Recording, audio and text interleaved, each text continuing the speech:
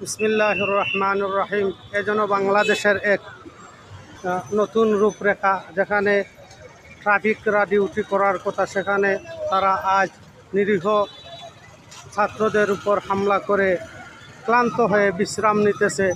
পক্ষান্তরে ছাত্ররা অনেক কষ্ট সাধনা করে জাতিকে মুক্ত করার পরও তারা দেশের মানুষের চলাফেরার সুশৃঙ্খল বজায় রাখার জন্য সিলেট জিন্দাবাজার পয়েন্ট তথা সিলেটের সব পয়েন্টেই তারা কাজ করতেছে, ট্রাফিক পুলিশের দায়িত্ব পালন করতেছে। তারাই পারবে বাংলাদেশকে সুন্দর করে গড়ে তুলতে। আমরা তাদেরকে নিয়ে গর্ব করি এবং তাদেরকে সহযোগিতা করি। তারা দেখিয়ে দিয়েছে বাংলাদেশকে কীভাবে পরিচালনা করতে হয়। সব জায়গায় তারা সফল হয়েছে। তাদের সফলতা আমাদের